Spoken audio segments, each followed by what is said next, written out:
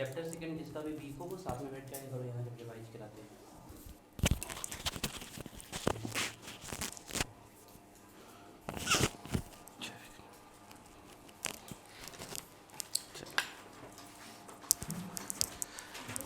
बच्चों लास्ट भी state about the concept of enthalpy. What is enthalpy?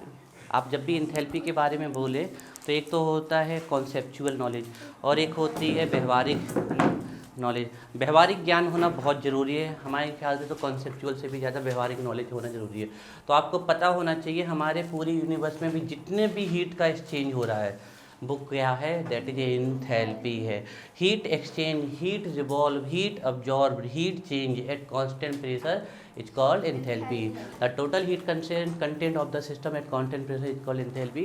Formula wise it is simply defined as sum of internal energy and pressure volume work. ये property में unit जितनी भी energy की unit है joule kilo joule calorie, अगर आप लिख दो एक्सटेंसिव प्रॉपर्टी स्टेटिक फंक्शन और साइक्लिक प्रोसेस के लिए क्या हो जाएगा 0 H1 H2 पी को कांस्टेंट मान लो आप उसको, तो H इक्वल यू पी भी होता है, पी को कांस्टेंट मान लो तो सबको 1 और 2 में डिवाइड कर दो, फाइनली आ जाएगा delta H equal delta you plus P delta भी। फर्दर इसको फर्स्ट लॉ थर्मोडायनेमिक्स से लिंक कर दो तो डेल्टा एच आ जाएगा क्यू पी। क्यू पी क्या है, हीट एट कांस्टेंट प्रेशर पे, दैट इज कॉल्ड इंथैल्पी, है ना, इंथैल्पी चेंज कहलाता है। फर्दर अगर आप इसका रिलेशन निकालोगे डेल्टा एच डेल्टा यू का तो सॉल्व करते जाएंगे हम, पी भी इक्वल एन आर टी का रिलेशन फिक्स कर देंगे और delta H equal delta U delta n g R T. यहाँ पर एक कैच पॉइंट है जिसमें लोग बच्चों को फंसाते हैं कि डेल्टा एन जी से क्या होगा, गैस के मोल्स होंगे, ये आपको ध्यान रखना है। ये हो गया था आपका, कल केसेस बता दिए थे हमने कि कब डेल्टा एच डेल्टा यू के इक्वल होगा, कब बड़ा होगा कब छोटा होगा। ठीक है, चलिए डालिए अब next heading, endothermic and exothermic reactions.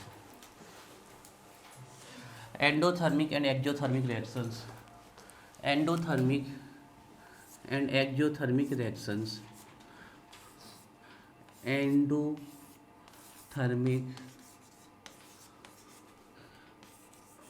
Thermic and exothermic, endothermic and exothermic reactions. बच्चों देखो, जब भी कोई रिएक्शन होती है ना, हो सकता है कि आपको उतना ज़्यादा फील ना होता हो, कुछ ही रिएक्शंस में फील होता है, लेकिन हर एक रिएक्शन में हीट या तो इनसाइड आती है या आउटसाइड आती है। ऐसा है ही नहीं कि रिएक्शन हो जाए और हीट में चेंज ना हो। हाँ, हो सकता है वो हीट में चेंज इतना कम है कि आपको पता नहीं चल रहा, ना के बराबर आपको, क्योंकि हमारे सराउंडिंग का टेम्परेचर ही इतना है, उस टेम्परेचर से वो हीट घुल में लगी तो हमें पता नहीं चलेगा, है ना, तो हमें पता नहीं चलता, वो बात अलग। लेकिन हर जितनी भी रिएक्शंस होती हैं या तो रिएक्शन होने में हीट सिस्टम के अंदर चली जाएगी, अगर सिस्टम हीट अब्जॉर्ब कर लेगा तो जो भी आपका जिस चीज़ में भी आप रिएक्शन कर रहे हो वो धीरे धीरे हल्की सी ठंडा होना चालू हो जाएगा, महसूस होगा कि ठंडा हो रहा है आपका, है ना।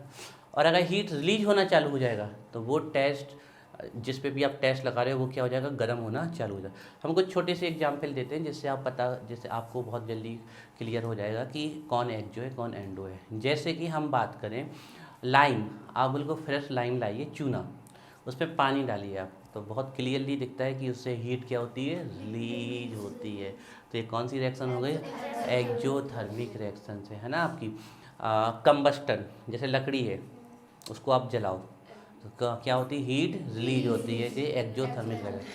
अब देखो हम आपको एक दिखाते हैं, आपको एक एंडोथर्मिक रिएक्शन का एग्जाम्पल। जैसे कि आप ये बर्फ़ है, बर्फ़ अपने हाथ पे रख लो, ठीक है, तो आप देखना आप जो बर्फ़ है वो मेल्ट होना चालू हो जाएगी। वो मेल्ट होना क्यों चालू हुई बर्फ़, बताओ, क्योंकि जिस जिस जहाँ पे आपने आइस रखी है ना, देखना जिस पोजीशन पे आप आइस रखोगे वो ठंडा लगने लगेगा आपको।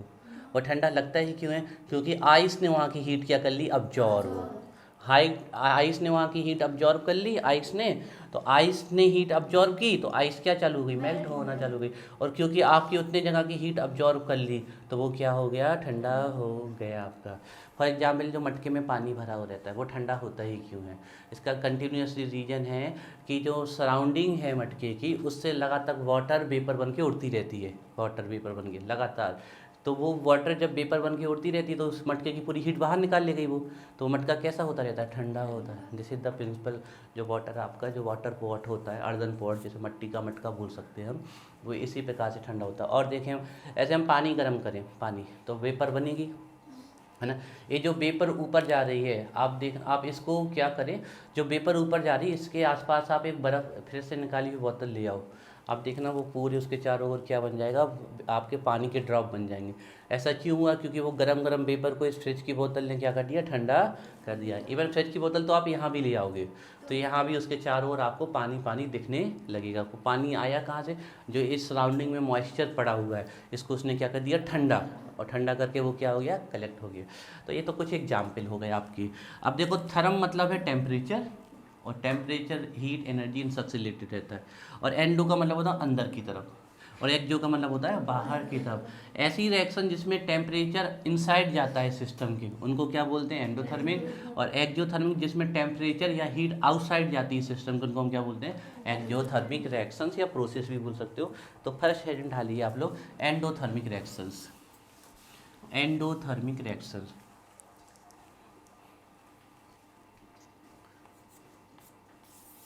एंडोथर्मिक रिएक्शंस, एंडोथर्मिक रिएक्शंस लिखिए, रिएक्शंस, रिएक्शन लिख लीजिए या रिएक्शंस लिख लीजिए, उसके अकॉर्डिंग ए जो रार लगाना पड़ेगा आपको, ठीक है। Reaction in which, reaction in which heat, heat भी लिख सकते हो, एनर्जी भी लिख सकते हो, कोई दिक्कत नहीं है ना। आप ब्रैकेट में चाहो तो एनर्जी लिख लो। Heat is the form of energy. Reaction in which heat is absorbed, absorbed, ABSORBED, absorbed, absorbed समझते हो, जैसे कि हम इसको पानी में डाल दें तो पानी को क्या कर लेगा, अब्जॉर्ब कर लेगा, है ना। Reaction in which heat is absorbed, reaction in which heat is absorbed is called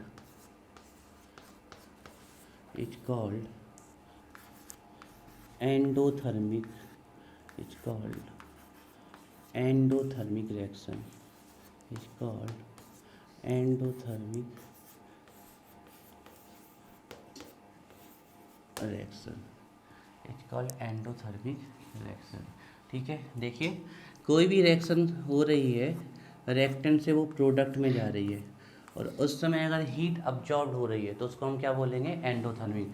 अगर वो हीट अब्जॉर्ब्ड कांस्टेंट वॉल्यूम पे हो रही है तो उसको डेल्टा यू बोलेंगे, और अगर वो कांस्टेंट प्रेशर पे हो रही है तो उसे हम क्या बोलेंगे, डेल्टा एच। लेकिन हीट अब्जॉर्ब हो रही है मतलब सिस्टम की अंदर जा रही है, तो सिस्टम की हीट क्या हो जाएगी, बढ़ जाएगी, है ना। तो इसको हम कौन सा साइन लगाएंगे, पॉजिटिव साइन लगाएंगे, है ना।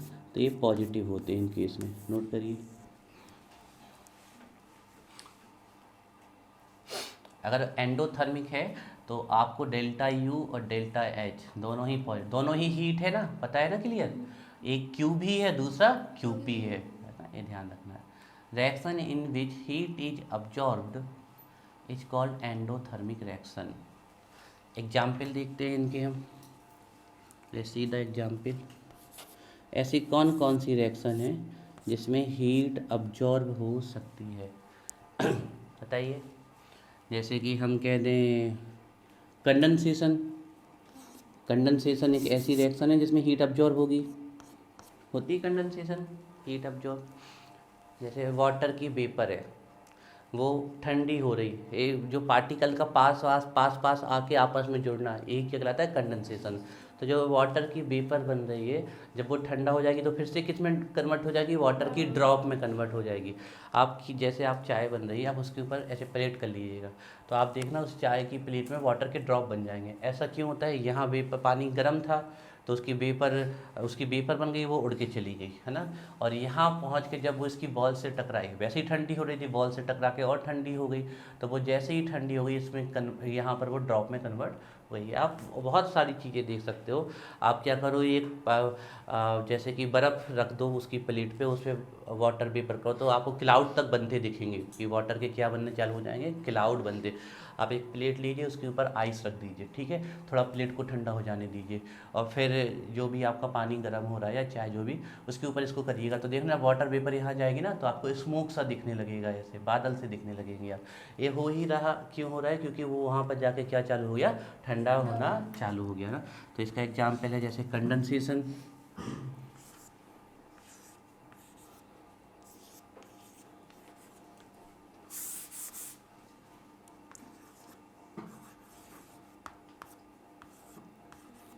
कंडेंसेशन, इसमें हीट अब्जॉर्ब होती है आपकी। और बताओ जिसमें हीट अब्जॉर्ब होती है, जैसे किसी चीज़ का वेपर में कन्वर्ट होना, कोई चीज़ वेपर में कन्वर्ट हो ही रही है क्योंकि वो हीट ले रही है। वेपोराइजेशन और ई वेपोरेशन में क्या फ़र्क है? What is the difference between vaporisation और ई वेपोरेशन? और ई वेपोरेशन में क्या बनेगा? दोनों ही का ही मतलब होता है वाटर का वेपर में कन्वर्ट होना। नेचुरली जो हो रहा है सन की एनर्जी से, वो कहलाता है इवेपोरेशन। और जब आप पानी को गर्म करते हो आर्टिफिशियली, और जो वेपर बनती है उसको हम क्या बोलते हैं, वेपोराइजेशन बोलते हैं, ठीक है। तो लिखिए एग्जाम्पल में, जैसे कि vaporisation,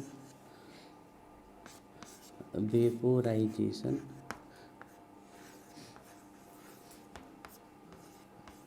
and evaporation, evaporation.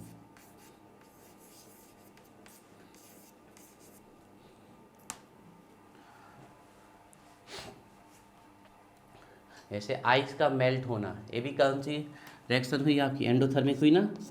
Ice melt हो ही क्यों रही है, क्योंकि वो हीट को क्या कर रही है, अब्जॉर्ब, है ना।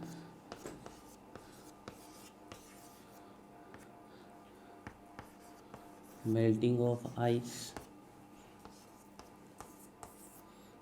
ये आपके एग्जाम्पल हो गए इसके। अब बताओ इस प्रकार की रिएक्शन में किसकी एनर्जी ज़्यादा होगी, रिएक्टेंट की प्रोडक्ट की? रिएक्टेंट की ज़्यादा होगी, प्रोडक्ट की कम होगी। बताओ इसको एक्सप्लेन करो विजेता, ऐसा क्यों? कौन? जरूरी थोड़ी कि हर रिएक्टेंट वेपर ही बने। और बताओ, लगाओ दिमाग। मतलब जो एंडोथर्मिक रिएक्शन होगी इसमें किसकी एनर्जी ज़्यादा होगी, रिएक्टेंट की प्रोडक्ट की? बताओ, तुम्हें खाना खाने से पहले एनर्जी ज़्यादा होती है, खाना खाने के बाद? तुम लोग ना खाओ, तुम लोग खाना खाएगा सो जाते, आलसी हो तुम्हारे। तुम लोग की खाना खाने के बाद एनर्जी का छू नहीं रहते, तुम्हारे आलसी हो। गलत एग्जाम्पल सेट कर दो अभी। उचित शब्द कान पे गलेगा नहीं तो। देखो सीधी सी बात है, इसकी पहले एनर्जी थी 10 जूल, अब इसने एनर्जी अब्जॉर्ब कर ली 10 और कर ली इसने, और एनर्जी अब्जॉर्ब करके किस में कन्वर्ट हो गया, प्रोडक्ट में। तो इसकी तो 10 थी, लेकिन इसने 10 जूल और एनर्जी अब्जॉर्ब करी, तभी तो रिएक्टिव किस में गया, प्रोडक्ट में। तो इसकी कितनी हो गई, 20 जूल हो गई। तो किसकी एनर्जी ज़्यादा होती है, प्रोडक्ट की। लेकिन तुम लोग के साथ उल्टा है, तुम लोग को खाना का तुम लोग की एनर्जी घट जाती है, तुम लोग का एग्जाम्पल सेट नहीं होगा इसमें, ठीक है। तो एक्सेप्शनल, हाँ इसीलिए तो बोला एक्सेप्शनल होना बेटा। जो आप लोग लिखिए लिखिए, इन सच reactions, in such reactions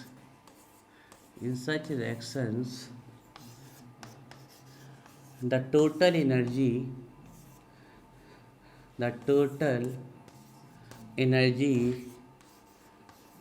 लिख सकते हो, हीट लिख सकते हो। in such reactions the total energy of product the total energy of product is always higher than then total energy of reactant, total energy of reactant।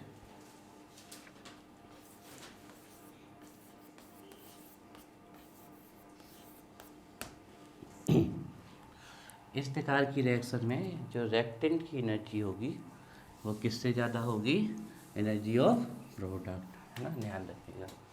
समझ में आया point? फिर से देखो, ये रिएक्टेंट था, ठीक है, ये रिएक्टेंट में ही पड़ा हुआ है, इसकी खुद की एनर्जी 10 जूल है, ठीक है, रिएक्टेंट में पड़ा हुआ है, लेकिन जैसे ही इसको बाहर से एनर्जी मिली, रिएक्टेंट से किस में कन्वर्ट हो गया, प्रोडक्ट में कन्वर्ट हो गया। तो इसकी तो 10 जूल थी और एक्स्ट्रा 10 जूल मिलते हुए प्रोडक्ट बन गया, तो प्रोडक्ट की कितनी हो गई, 20 जूल। तो ज़्यादा एनर्जी किसकी हो गई, प्रोडक्ट की। तो in such reaction total energy of product is always higher than total energy of reactant. तो ध्यान रखिएगा, इन रिएक्शन के लिए जो प्रोडक्ट की एनर्जी होगी, प्रोडक्ट की जो एनर्जी होगी वो हायर आएगी किसकी एनर्जी से, रिएक्टेंट की। सीधी बात है, सिस्टम की जो भी एनर्जी थी अब अंदर जाने के बाद और बढ़ जाएगी ना, तो पहले से ज़्यादा होगी ना। तो ध्यान रखना, इन रिएक्शन के लिए जो एनर्जी होती है वो प्रोडक्ट की ज़्यादा होती है कंपेयर टू रिएक्टेंट।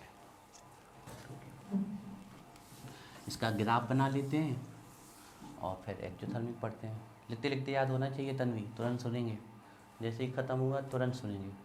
तो तुमने उठना तो बंद कर दिया ना सुबह 5 बजे, उठना बंद कर दिया ना सुबह 5 बजे, तो ही लेते होते थे, अच्छी बात नहीं है। तो कोई सही बात है, चलो बैग क्लोज करो, चलिए बैग क्लोज करो। नहीं कल से क्या बेटा, हमने कभी भी आपसे कहा कि आप आपको छूट है। कितने बजे, कल क्यों, ऐसा क्यों पूछ रहे हो, किसने बताया? कल हम आपको मैसेज कर देंगे हम रिटर्न कितने बजे आ रहे हैं। बैच तो पक्का लगेगा, क्लास पक्का लगेगी। हम अगर भूत बन के भी आए तो सीधे अंदर ही आते ही पढ़ाई तो होगी, क्लास चाहे 9 बजे आए, हम 9 बजे क्लास लगेगी। 9 बजे नहीं आएंगे हम, जल्दी आ जाएंगे, बहुत जल्दी आ जाएंगे। हो सकता है कि 6 के 7 बज जाए, इससे ज़्यादा नहीं बजने देंगे हम, ठीक है। आपका स्कूल कितने बजे से कितने बजे? कहाँ पे?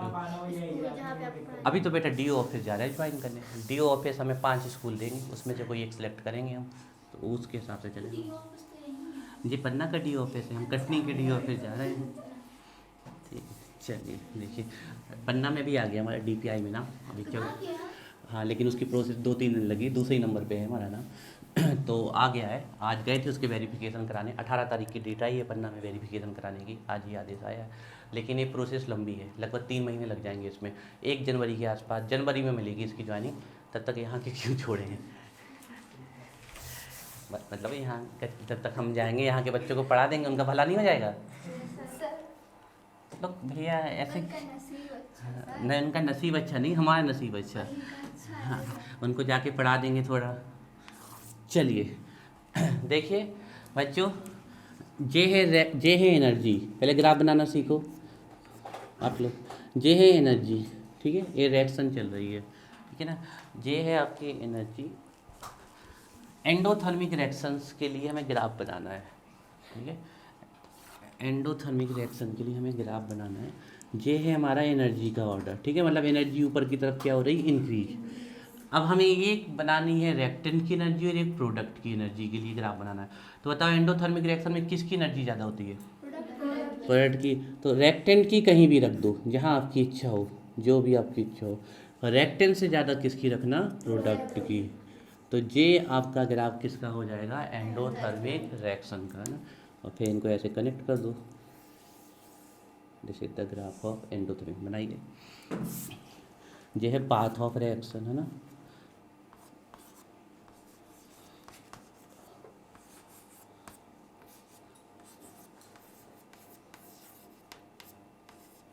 और क्लियरली दिख रहा है कि प्रोडक्ट की एनर्जी ज़्यादा है और रिएक्टेंट की कम है।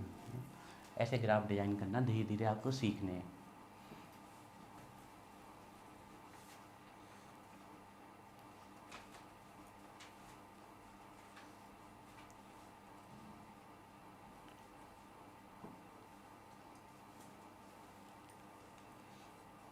तो लोग भगवान से प्रार्थना इतना करो जल्दी से हम अपन नहीं में गाँव पे हम सेटल हो जाए। अब तो आपकी इसके लिए आए तो और जल्दी थोड़ी और मतलब उनको शक्ति दो कि जल्दी कर दें माँ। हमने तो कटनी 2-3 महीना बस के झटका झेलत झेलत हमारे ऐसे कि नट घुटना में चले जाएँ, घुटना के नट ऐसे ऐसे। हाँ, उचित भाषा भाषा की मर्यादा न खोई जाए। पढ़ने वाले बच्चे नहीं, स्ट्रेट लाइन मतलब एनर्जी दोनों की चेंज ही नहीं हो रही, मतलब ऐसा ऐसा कह रहे हो? ऐसे ऐसे ऐसे बेटा कोई रिएक्शन नहीं होती है। एक ऐसे का मतलब आपने एनर्जी एकदम से बढ़ा दी। अब जैसे आप पानी भी गर्म करते हो तो एकदम से थोड़ी 0 डिग्री सेल्सियस अचानक 100 पे आ गया, ऐसे नहीं होता, धीरे धीरे बढ़ता है ना। तो एनर्जी धीरे धीरे धीरे धीरे बढ़ती है, इसलिए ऐसे ही बनेगा आपका, है ना। ठीक है, डालिए हरी। एक्जोथर्मिक एक आगे हेडलाइन डालिए, एक्जोथर्मिक रिएक्शंस या एक्जोथर्मिक। सेकेंड नंबर डालिए, भाषा की मर्यादा ना खोई जाए। और आप लोग पढ़ने वाले बच्चों ध्यान रखना, है ना। शब्द वो तीर है जिनसे आप किसी को भी अपना बना सकते हो, और अगर आप बोलने पे आ जाए तो खोपड़ियाँ भी खुल सकती हैं, है ना। दुनिया की सबसे शक्तिशाली मिसाइल शब्द हैं, ध्यान रखना, है ना। हाँ, वही भाषा, लैंग्वेज, आप उससे पूरी दुनिया को जीत सकते हो, पूरी दुनिया को अपना बना सकते हो भाषा से, प्यार से। हमारे पापा की लाइन बोल रही है, ये हमें सिखा दी। नहीं, हमने ये सुनी है कहीं, हमें ये ज्ञान जन्म से थोड़ी है, हमें भी कहीं से सुनी है, पता है। और आप इन्हीं शब्दों की अगर मर्यादा खो दो तो लड़ाई भी हो सकती है, ये ध्यान रखिए, है ना। सबसे बड़ी चाबुक है जवान। हाँ, हमने तो मिसाइल बोल दी बेटा, अब चाबुक का लगा। हाँ, मिसाइल है ना। इसके लिए एक बहुत अच्छी वो भी बनी है, लाइन भी बनी है, पेज भी बना है इसका, याद नहीं आ रहा हमें इसके इसका। थॉट्स भी बहुत अच्छे हैं। हाँ ना, ये बताया है कि जबान में कोई हड्डी नहीं होती, हाँ। लेकिन इससे सख्त कोई चीज़ नहीं होती अगर ये बोलने पे आ जाए तो, है ना। चलो एक विज्ञान का एक पॉइंट भी बता देते हैं। अपने बॉडी में सबसे ज़्यादा कौन सी सेल है जो सबसे तेज़ी से रिपेयर होती है? हमारी बॉडी में एक हीलिंग प्रोसेस होती है, भगवान ने हमारी बॉडी को एक हीलिंग प्रोसेस दी है। आपको कुछ भी लग जाएगा, आप उसका इलाज भी मत कराओ तो एक समय बाद सही हो जाएगी वो। हाँ, वो बात अलग है कि अगर इम्यून सिस्टम का ना, अगर आपकी बीमारी गंभीर है फिर इलाज कराना पड़ेगा, लेकिन नॉर्मल कट लग जाए आपका अपने आप भर जाएगा वो, जिससे ही इसको आप बढ़ा सकते हो बहुत सारी इलाज के द्वारा। तो ऐसी कौन सी हमारे पूरे बॉडी का पार्ट है जिसमें सबसे तेज़ी से सही होता है? टंग। जी, जीभ के, हाँ, सलाइवा। आपको कहीं सलाइवा में कौन सा एंजाइम पाया जाता है? टाइलिन एंजाइम, एमाइलेजिन एंजाइम पाया जाता है हमारे सलाइवा में। एमाइलेजिन, हम जो भी खाना खाते हैं स्टार्च को ग्लूकोज और ग्लूकोज से ग्लाइकोजन में कन्वर्ट करता है टाइलिन और एमाइलेजिन नाम। ग्लाइकोजन हमारी बॉडी का रिजर्व फूड मटेरियल है। फूड हमारा एक्स्ट्रा फूड ग्लाइकोजन में जाके स्टोर होता है। तो सिलाई जी में टंग में लगी हुई सबसे जल्दी सही होती है। कुत्तों को जो चोट लग जाती है वो चाट से सही करते हैं। रियलिटी है।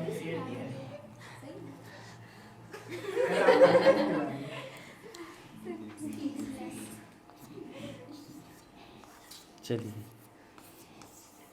रिएक्शन अपने मन से लिख के दिखाओ, चलो। उसमें हीट अब्जॉर्ब हुई थी, इसमें रिलीज होगी, या एवॉल्व्ड भी लिख सकते हो ना। Reaction in which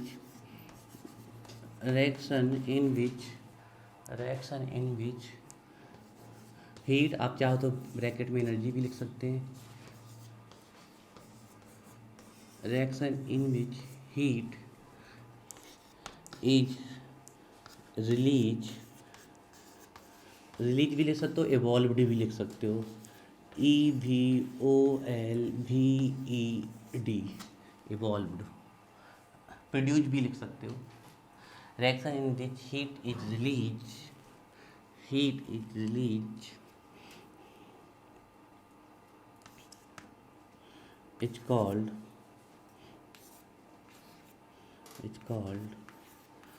exothermic reaction. It's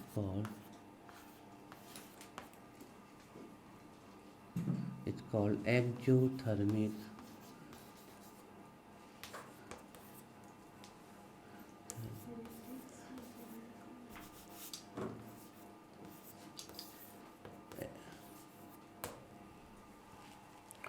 ऐसी रिएक्शन जिसमें heat reaction in which heat is release is called exothermic reaction. ऐसी रिएक्शन जिसमें हीट रिलीज होती है या इवॉल्व होती है उनको हम क्या बोलते हैं, एक्सोथर्मिक रिएक्शन बोलते हैं। बताइए एग्जाम्पल कुछ इसके, जैसे कि जितनी भी कंबस्टन रिएक्शन है, किसी भी चीज़ को जलाया जाएगा तो हीट हमेशा क्या होगी, रिलीज होगी। तो एग्जाम्पल में जैसे कि ऑल कंबस्टन रिएक्शन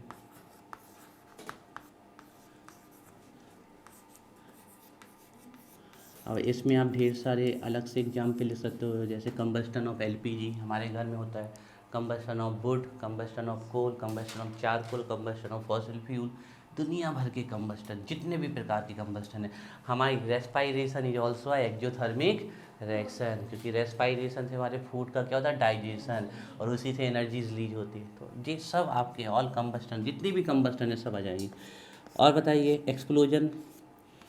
एक्सप्लोजन में हीट रिलीज होती है, एक्सप्लोजन ये भी आपकी एक्सोथर्मिक रिएक्शन है। और बताइए जैसे reaction of water with lime, हाँ विस्फोट, एक्सप्लोड हो जाना, विस्फोट हो जाना। विस्फोट कोई भी चीज़ अगर एक्सप्लोड होगी तो उससे एनर्जी क्या होगी, रिलीज होगी। और लाइम की रिएक्शन अगर वाटर से करा दो तो भी क्या होती है, हीट रिलीज होती है ना।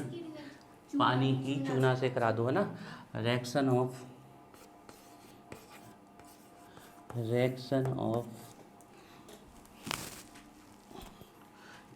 चूने का फॉर्मूला बताओ विजेता, रुक जाओ से विजेता बताइए। रिएक्शन ऑफ क्विकलाइम बता दो विजेता, चूने का रिएक्शन ऑफ क्विकलाइम, अभी हम पूछ रहे हैं सबसे। Reaction of quicklime with water, हाँ विजेता पहले आप बोल दीजिए।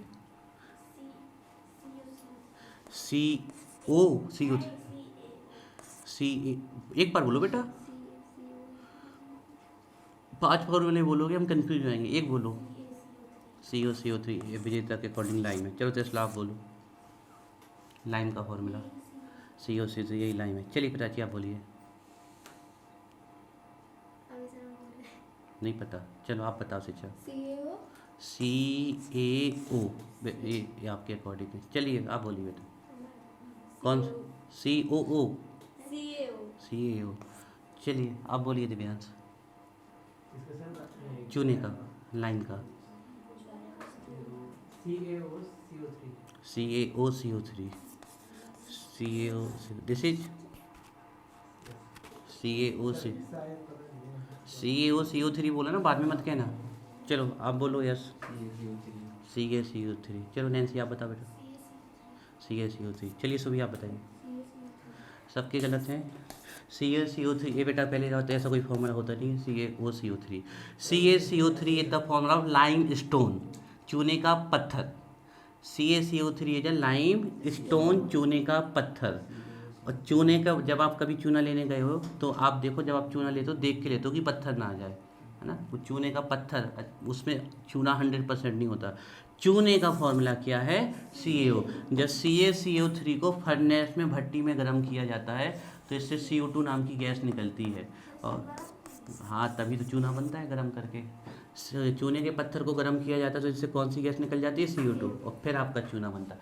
तो लाइम, क्विक लाइम का फॉर्मूला या लाइम का फॉर्मूला होता है CaO।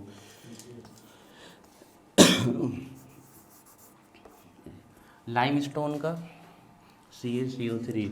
और जो पहले, अब तो कम लोग करते हैं, जो चूने से पुताई करते थे, लाइम वाटर या वाइट वॉशिंग करते थे, उसका फॉर्मूला बताओ। वाइट वॉशिंग करते थे, सफ़ेद पुताई जिससे करते थे, उसका फॉर्मूला, या चूने का पानी का फॉर्मूला, या जो चूने को घोल के जो बनाया जाता है उसका formula CaOH whole twice, calcium hydroxide. इसको बोलते हैं बुझा